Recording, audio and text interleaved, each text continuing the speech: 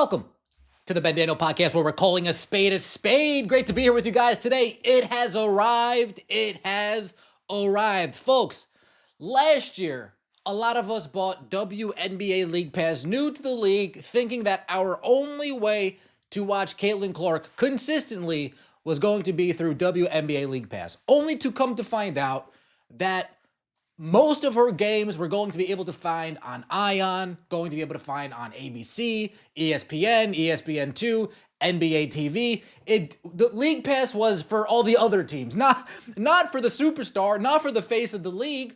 But now we know heading into next year, I'm still going to get League Pass. There are still a few players around the league that I want to keep tabs on, but I don't want to lead people down the wrong path because we already went down that road. The nationally televised schedule for Indiana Fever games has been announced.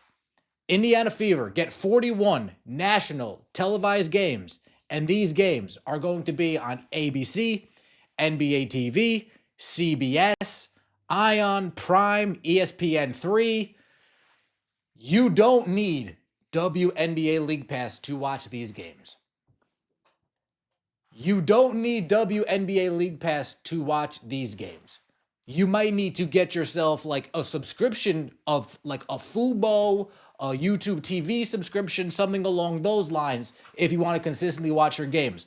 But as far as a League Pass standpoint goes, you don't need that, right? Opening up, May 17th, Chicago Sky, Saturday Night Fever. I said it once, and I'll say it again.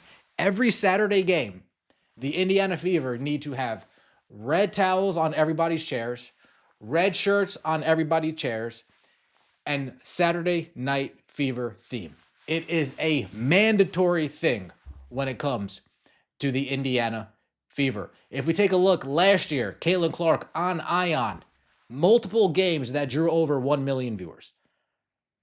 If we take a look at Caitlin Clark in general last year, CBS, ESPN, ABC, ESPN2, ION, Caitlin Clark, cash cow.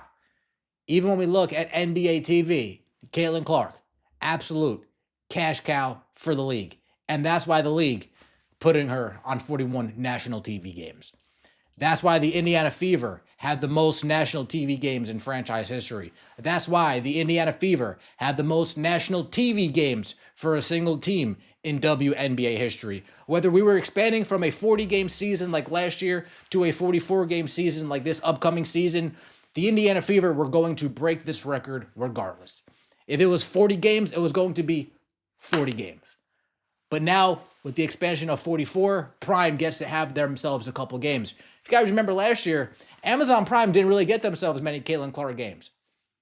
They got themselves a lot of Angel Reese games, and they got themselves a lot of Angel Reese games again this year, but Prime didn't really get a lot of Caitlin Clark games last year. Caitlin Clark was on ION, ESPN, NBA TV, a couple CBS games, a couple ABC games, but you guys get the deal.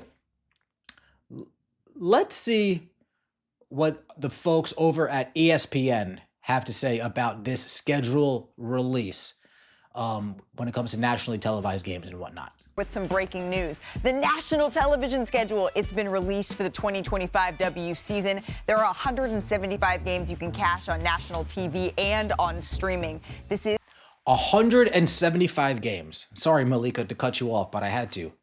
The Indiana Fever have 41 of those games. I'm not a mathematician, but that puts them somewhere between 20 and 25%. That's why I said 22. Indiana Fever are nearly 1/4 of the nationally televised or streaming games for the WNBA. That is face of the league. That is motion sold separately. That is you and eyeballs on this product. You put the cash cow on as much and as frequently as you can. Seems like Adam Silver told Kathy, get it together. Put her everywhere and everywhere you possibly can. Is the 29th year of the WNBA. We will have a record number 13 games on ABC this season. That will also be the home of the 2025 All-Star Game. And speaking of All-Stars, our first broadcast this season. How long has ABC and ESPN had WNBA? How long have they had WNBA basketball? How come it's only this time where they have a record 13 game? Oh, okay.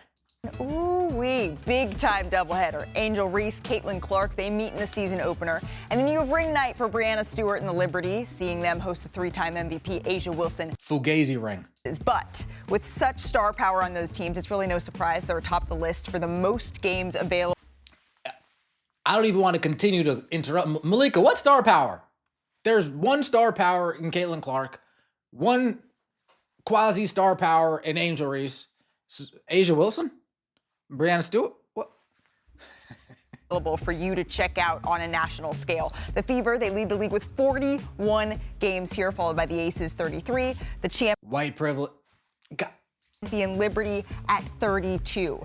And then, you know what's happening in my hometown? Oh yes, the Bay has a squad. The inaugural season of the Golden State Valkyries. So Chanae, let's just look at some of all of this here, because we have the Liberty and Aces. They're going to clash here 3 times. All 3 of those are on ABC and ESPN. The Fever and the Sky, they meet 5 times. Caitlin Clark, the revamped Fever, they look to build on their success last season. 2 biggest stars in the league. And then we have a rematch of the WNBA Finals. There's so many rivalries here. What's the game you're most looking forward to? First of all, New York, I see what you did. You guys got Natasha Cloud. Y'all trying to go back to back. I see y'all. But what I'm most looking forward to, no shade to the OGs because I love them. I feel like we're going to see another step in their game. Asia Wilson, Napisa Collier. Give me Angel Reese. Give me Caitlin Clark, because this has been box office, y'all. The young guns, the young stars have come to play. Angel at Unrivaled, training with Lisa Leslie. Hold up, real quick. Folks, can we be honest real quick? Hold on. Let me get this off my screen. I didn't realize that was so small for you guys. I apologize. That Chicago Sky, Indiana Fever, quote-unquote, rivalry was only something because of my girl Kennedy Carter. Can we be honest here? It had nothing to do. Angel Reese simply played on that team, and they put them together. But on the court, it was simply because of Kennedy Carter. Simply because of Kennedy. If Kennedy Carter never hip-checked Caitlin Clark, I guarantee you the conversation between the Sky and Fever rivalry wouldn't nearly be as amplified as it is. Now, would there still be a quote-unquote rivalry that the media wants to push? Of course, because you have black athlete and white athlete. And you know, ESPN, they can't turn down a good racial division story. They just can't turn that down. So, of course, they would still be on the same playing field. But Kennedy Carter not being on the Chicago Sky, let's be honest, folks, that takes luster out of seeing these 2 teams play again. If Kennedy Carter's not playing against Caitlin Clark on the Chicago Sky, how bad do we really want to see those 2 teams go up against each other? Not bad at all. We want to watch Caitlin Clark beat shit down their leg for our own entertainment, but we would be more invested if they had Kennedy Carter still on that team. We would be more pumped up if they still had Kennedy Carter on that team. There would actually be some real bad blood if they still had Kennedy Carter on that team. If they still had Diamond Shields on that team. They're not even there anymore. Got a whole new coach. And Caitlin, we all know that girl. She lives, breathes, eats, sleeps in the gym. So I am so excited to see that matchup, those 2, because anytime they go up against each other, honestly, the whole world shuts down. Yep. Everything shuts down. Yep. So yeah, give me all the games. Actually, you know what? I'm actually going to be there probably for all the games, so I don't know. I was going to say, and NECA's games too. Folks, can we say the whole world shuts down without having PTSD? Does that instantly take us to a time where like, oh, the whole world shut down again? God damn, let me go. All right, forget it. I'm trying to have some fun here. Let's see some of the reactions off of this clip. Caitlin Clark and the Fever will make mincemeat out of Angel Grease, and Chicago Sky bet the ranch on it.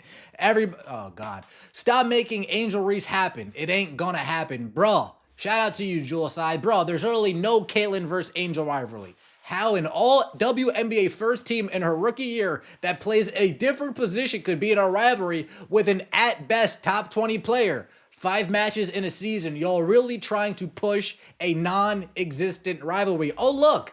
ESPNW starting early and pushing fake rivalry for their dying network. Surely you aren't part of the problem. Oh, wait. Look at the bigots in this thread alone. Let me check ESPN YouTube. Oh, more. Thanks, ESPN. I hope fans remember who is to blame. Hint, media like you. Oh, Michelle Too Cool. I knew you were going to have something, right? There's no Angel versus Caitlyn. Move on. Move on. Get over it. Get over it. Move on. Let me know what you guys think in the comment section below. Caitlin Clark is about to, in my mind, I think her numbers are going to be better than last year. Well, they're going to be better regardless because the way the Nielsen is counting viewership, they're adding more out-of-home views, they're adding more streaming views, they're adding more YouTube TV, they're adding more of those type of platforms to their metrics, so the numbers are going to increase in general. But I think without that artificial boost, I still think you'd see an increase. Let me know what you think in the comment section below. I appreciate all of the support. Don't forget to like the video if you enjoyed and subscribe to the channel. That would mean so much to me. We'll see you next time, and as always, take it easy.